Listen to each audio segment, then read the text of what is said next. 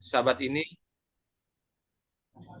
kita akan mencoba untuk mempelajari sedikit akan firman Tuhan yang boleh menguatkan iman kita, dan tentunya kita boleh memiliki prinsip di dalam kehidupan kita saat kita menjalankan kehidupan kita sehari-hari di hari-hari kita ke depan. Nah, pada saat ini, sebagaimana yang sudah dikatakan oleh firman Tuhan sebagai ayat tema kita, di dalam Matius 4 ayat yang keempat, firman Tuhan berkata, tetapi Yesus menjawab, ada tertulis, manusia hidup bukan dari roti saja, tapi dari setiap firman yang keluar dari mulut Allah. Saudara, sebenarnya kata-kata ini adalah bukan kiasan. Kata-kata ini adalah kata yang sebenarnya. Jadi kita sebagai manusia bisa hidup tanpa makan roti, artinya makanan jasmani. Kita bisa hidup hanya dengan firman Tuhan. Kok seperti itu ya? Jadi ayat ini juga selain membicarakan tentang bagaimana Yesus menghadapi setan atau iblis ketika dia selesai berpuasa, tidak makan, tidak minum selama 40 hari. Dan kita tahu Yesus tidak membawa diri dalam penggodaan. Tetapi kalau kita lihat, Roh Kuduslah yang membawa Yesus ke padang belantara untuk dicobai oleh iblis. Jadi firman Tuhan juga mengatakan bahwa cobaan-cobaan itu datangnya dari apa? Dari keinginan kita dan juga datangnya dari iblis. Dan Yesus juga mengalami hal yang sama. Tetapi memang secara khusus ini hal yang tidak sama dengan manusia biasa. Oleh karena kalau diteliti saudara sekalian, ketika Yesus berpuasa selama 40 hari 40 malam ini, dibandingkan dengan manusia normal yang ada di dunia ini, memang nggak ada manusia seperti itu. Pernah ada dalam berita ya, di daerah Cina atau Jepang, pernah ada seorang, dianya bertapa di goa, bersemedi, tidak makan, tidak minum. Dia coba untuk melakukan apa yang Yesus lakukan. Bisa atau tidak manusia ini berpuasa, tidak makan, tidak minum 40 hari 40 malam. Dan seorang rahib ini, dia bisa melakukannya. Selama 40 hari 40 malam dia tidak makan, tidak minum, tetapi dia berdiam di goa saja selama 40 hari itu. Dan dia berhasil, saudara-saudara sekalian. Tetapi setelah itu dia meninggal. Setelah itu dia meninggal. Hanya mau membuktikan benar atau tidak manusia itu bisa puasa 40 hari 40 malam. Dan kalau kita pelajari kehidupan Yesus Kristus, sebelum dia melayani, dia bertugas untuk menjalankan misi, menyelamatkan manusia. Artinya dia mesti berinkarnasi dari Allah menjadi manusia, lalu dia menjalankan kehidupan seperti manusia biasa. Walaupun dia 100% itu ada ilahi, dia 100% juga manusia. Ilahi dibungkus oleh kemanusiaan, dan ini menjadi misteri bagi kita sampai sekarang. Tetapi yang jelas, Yesus menjalankan puasa selama 40 hari 40 malam sebagai manusia normal. Dan dia dapat menjalankannya. Mengapa demikian? Ya. Kalau kita baca dalam tulisan Roh Nubuat di dalam Kerinduan Segala Zaman, jilid yang pertama, bahwa Yesus memiliki hubungan yang erat dengan Bapa di surga. Jadi dia mendengarkan Bapa di surga, mendengarkan firman Tuhan selama 40 hari 40 malam. Dan dia hidup. Dia hidup. Dan setan tahu bahwa ketika Yesus berpuasa, tentu dia apa? Lapar, haus, dia letih, lelah. Selama 40 hari 40 malam, setan juga sudah mencoba. Dalam tulisan Roh Nubuat, setan mencoba supaya menjatuhkan misi Yesus Kristus di dunia ini. Ketika dia berpuasa itu, dia menjatuhkan, berusaha untuk, kalau bisa Yesus itu kalah. Dia tidak mampu menjalankannya. Tetapi akhirnya yang kita ketahui apa? Yesus bisa menjalankannya. Dan setelah 40 hari, 40 malam Yesus berpuasa.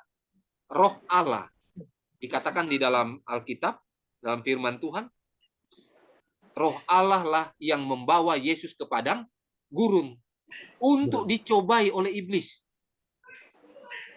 Jadi bukan Yesus mencari masalah, ya, tetapi Roh Allah lah yang membawa Yesus supaya dicobai oleh iblis.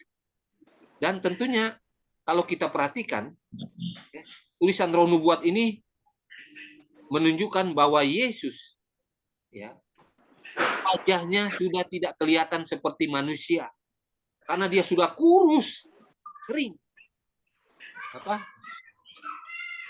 Tulang-tulangnya kelihatan. Dan wajahnya itu dikatakan oleh Nabi Yesaya sangat buruk rupanya. Tidak seperti manusia normal lagi. Karena apa? Saudara bayangkan 40 hari 40 malam itu dia puasa. Mengerikan. Tetapi itulah yang terjadi kepada Yesus. Dan sebagai manusia normal, sebagaimana saudara dan saya, kita 1 hari saja tidak makan, tentu kelaparan. Apalagi ini 40 hari 40 malam. Dikatakan dalam tulisan Roh Nubuat, dia merasa lapar, haus, letih, lelah, hampir mati dia. Itulah keadaan Yesus. Dan pada saat itulah setan atau iblis, dia tahu kesempatan yang terbaik untuk mencobai Yesus. Dia tahu kesempatan pada saat itu. Oleh karena itu, dia datang kepada Yesus. Di dalam Matius 4 ayat 4, dia katakan, jika engkau anak Allah, perintahkanlah supaya batu-batu ini menjadi roti. Jadi di padang gurun itu banyak batu-batu yang kecil-kecil, yang mirip roti pada zaman itu, ya. Jadi setan, dia mengalihkan pikiran Yesus Kristus supaya dia gagal di dalam misinya untuk menyelamatkan manusia dengan berbuat dosa. Caranya, dia ingin memancing Yesus Kristus. Dia menggunakan keilahiannya untuk menjadikan batu-batu itu menjadi roti sebagai makanan Yesus nanti. Jadi setan tahu itu. Pada saat yang tepat di mana dia bisa mencobai Yesus dan menjatuhkan Yesus dengan cara apa? Mencobai dalam hal makanan, masalah selera.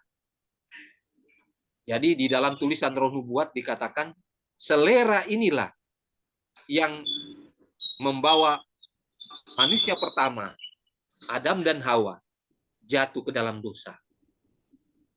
Masalah selera. Oleh karena setan tahu bahwa Adam dan Hawa sebagai manusia pertama, sebelum kejatuhan dalam dosa, akhirnya mereka jatuh dalam dosa oleh karena selera ini, maka dia ingin juga supaya Yesus juga jatuh dalam masalah selera. Jadi cobaan yang pertama yang setan lakukan, itu dilakukan kepada Yesus sebagaimana dilakukan kepada Hawa, Adam dan Hawa. Masalah makanan, selera. Dan setan tahu cobaan ini tepat. Kena pada sasaran. Karena apa? Yesus memang lapar. Dan dia membutuhkan makanan. Kalau tidak dia bisa mati, ya. Dalam tulisan Roh Nubuat dia hampir mati karena kelaparan yang dia alami. Dan kalau kita lihat, ya, Yesus dia tidak tergoda untuk membuat batu-batu jadi roti. Ya. Yang perlu kita ketahui adalah bahwa setan pada saat itu dia menyamar seperti malaikat terang. Dan Lucifer ini memang dulunya adalah apa? Pemimpin biduan malaikat-malaikat surga sebelum dia berdosa. Jadi setan menunjukkan yang aslinya dia sebagai apa? Malaikat terang. Jadi dia menyamar sebagai malaikat terang. Dan Yesus Kristus belum tahu. Kalau kita belajar tulisan Roh Nubuat, Yesus Kristus tidak tahu bahwa yang muncul itu adalah apa? Setan, iblis. Karena dia muncul dengan cahaya seperti malaikat terang yang lainnya. Nah, kalimat yang diucapkan oleh setan adalah jika engkau anak Allah. Jika engkau anak Allah. Jadi Yesus melihat ternyata Bapa, ini dalam pemikiran pertama sebagai manusia normal. Yesus melihat ternyata Bapa di surga mengutus malaikatnya untuk memberi makan saya. Ya. Waktu dia lihat malaikat muncul, malaikat terang, yang adalah Lucifer sebenarnya, tetapi tidak menunjukkan bahwa dia adalah setan. Yesus sebagai manusia normal, dia lihat, oh ini utusan Bapa. Karena saya sudah selesai, maka saya akan diberikan makan. Tetapi, ketika iblis mengatakan, jika engkau anak Allah, kata jika inilah yang membuat Yesus kaget. Loh, kok jika? Saya ini kan anak Allah. Saya ini Allah. Ya. Tetapi ada kata jika, seolah-olah apa? Utusan surga tidak tahu bahwa dia ini anak Allah. Walaupun di sini dia mulai memperhatikan bahwa sebenarnya ini bukan kalimat-kalimat yang muncul dari surga, utusan surga. Tetapi dia berpikir, mungkin saya mau dites, ya, lagi diuji. Ya, jika engkau anak Allah, perintahkanlah supaya batu-batu yang ada di sana, di padang gurun itu jadi roti. Maksudnya menjadi makanan Yesus nanti. Karena dia sudah lapar. Tetapi karena Yesus punya hubungan baik dengan Bapa di surga, ya, Bapa di surga, maka dia menjawab juga. Karena setan, dia menggunakan kalimat-kalimat yang adalah firman Tuhan juga. Penggalan-penggalan firman Tuhan. Dan Yesus juga menjawab dengan mengatakan, ada tertulis, manusia hidup bukan dari roti saja, tetapi dari setiap firman yang keluar dari mulut Allah. Jadi Yesus di sini dia menang menghadapi cobaan dari iblis. Dia katakan, wah, kalau saya sebagai manusia, saya juga bisa hidup walaupun tidak makan. Nah, itu bahasa yang sekarang kalau kita aplikasikan. Saya juga bisa hidup kok. Yang penting saya punya hubungan sama Tuhan. Ya. Manusia bisa hidup bukan dari roti saja, tapi dari setiap firman yang keluar dari mulut Allah. Artinya Yesus sudah alami 40 hari, 40 malam itu. Dia berhubungan dengan Bapa di surga. 24 jam kali 40 hari, 40 malam. Kali 40 hari. Itu yang Yesus alami. Dia hidup. Masa cuma dalam hal-hal seperti ini dia kalah? Jadi Yesus juga mengatakan apa? Kalau kita sebagai manusia, sebagaimana yang dialami oleh Yesus, kita punya hubungan baik dengan Bapa di surga. Artinya kita mempelajari firman Tuhan, lalu kita berdoa, dan kita puasa di sana, maka kita akan hidup juga. Tidak makan secara jasmani juga, kita akan hidup. Kita ingat Musa. Musa juga selama 40 hari apa? Dia bertemu dengan Yesus Kristus dulu yang belum menjelma jadi manusia. Itu Allah anak. Ya. Tulisan Roh Nubuat katakan apa? Itu adalah Allah anak. Yesus Kristus sendiri. Sebelum menjelma jadi manusia. Yang berkomunikasi, berbicara dengan Musa di Gunung Sinai. Saudara perhatikan ketika Musa ngobrol dengan Tuhan, cahayanya apa? Di wajahnya itu. Wah, terang sekali. Dan dia tidak makan, tidak minum 40 hari 40 malam. Dia hidup. Hanya karena apa? Berkomunikasi dengan Tuhan. Kalau kita aplikasikan sekarang, ketika kita belajar Alkitab, kita sementara berkomunikasi dengan Tuhan. Ketika kita berdoa, berpuasa, kita berkomunikasi dengan Tuhan. Dan itulah yang akan menguatkan kita secara fisik. Ya. Tidak makan secara jasmani. Jadi, setan akan melakukan hal yang sama juga. Ketika saudara dan saya sebagai murid-murid Tuhan, sebagai anak-anak Allah. Jadi saudara dan saya adalah anak-anak Allah juga. Sebagai anak-anak Allah rohani yang akan mewarisi kerajaan Tuhan. Di dalam hal-hal tertentu, kebutuhan kita disamakan dengan kebutuhan yang Yesus alami juga, yaitu makan, karena sudah lapar. Nah, di dalam konteks yang Yesus alami, lalu kita aplikasikan kepada kehidupan kita sekarang ini. Ada banyak hal yang membuat kita membutuhkan hal-hal yang jasmani, yang kelihatan. Apakah kita sebagai seorang yang ingin mendapatkan pekerjaan, sebagai pelajar, sebagai mahasiswa yang ingin mendapatkan nilai-nilai yang bagus, supaya kita sukses, kita berhasil di wisuda nantinya, lulus nantinya, atau di dalam hal-hal tertentu, oleh karena kebutuhan-kebutuhan kita, ya, maka kita datang kepada Tuhan, memohon secara khusus untuk itu. Tapi seringkali kita kalah.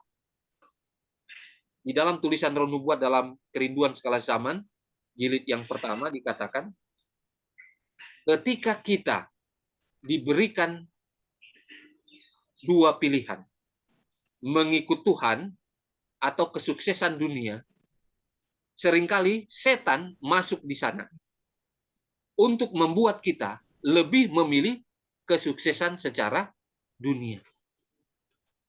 Mungkin pada saat-saat sekarang kita membutuhkan keuangan yang besar. Karena ada hal-hal besar yang perlu kita lakukan dan itu sangat penting. Tetapi Tuhan katakan, ini hari Sabat. Ikut saya.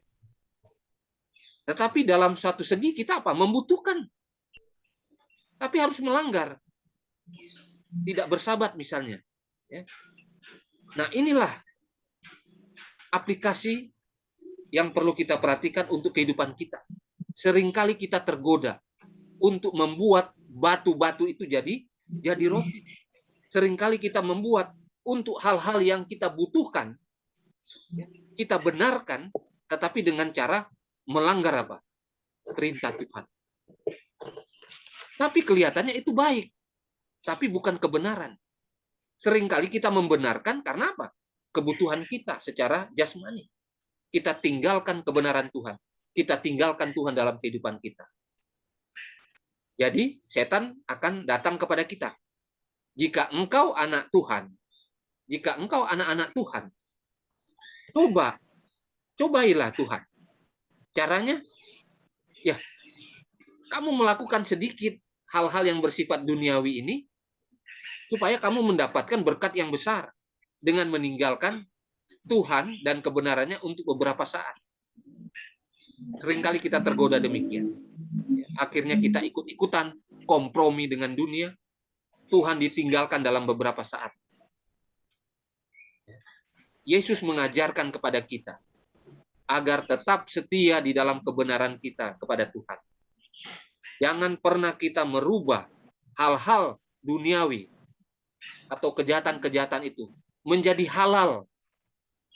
Membenarkan hal-hal itu karena kita rasa itu kebutuhan kita dan perlu untuk kita, sehingga kita menghalalkan hal-hal yang haram, yang jahat, dosa-dosa itu kita halalkan. Jangan seperti itu.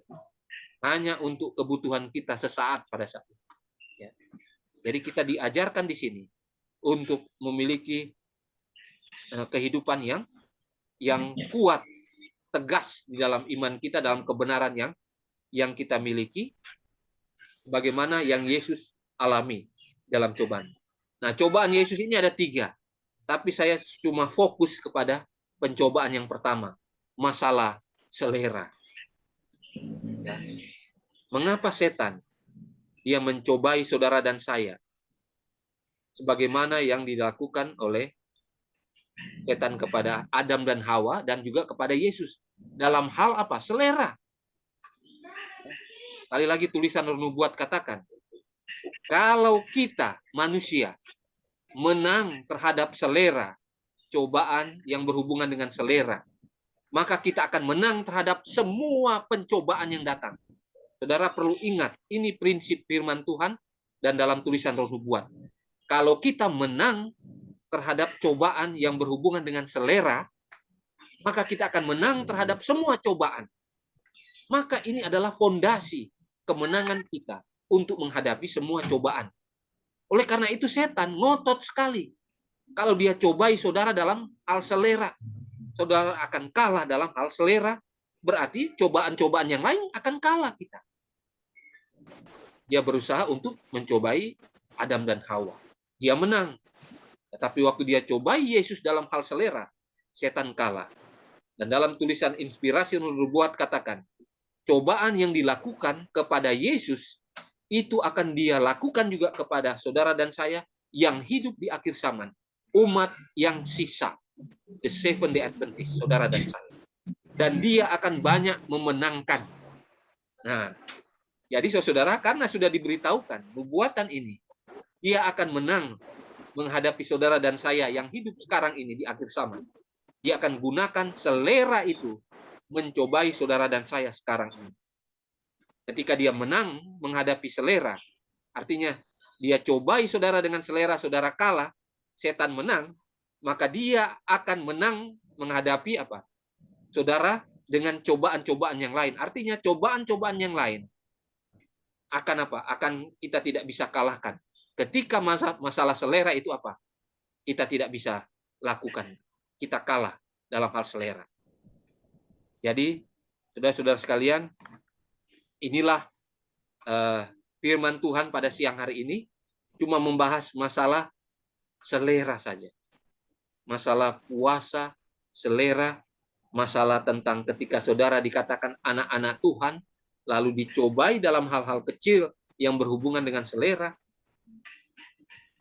Kalau kita menang terhadap masalah ini, kita akan menang terhadap semua cobaan-cobaan yang ada. Inilah pelajaran kita, renungan kita pada siang hari ini. Kiranya Tuhan Yesus memberkati kita. Amin.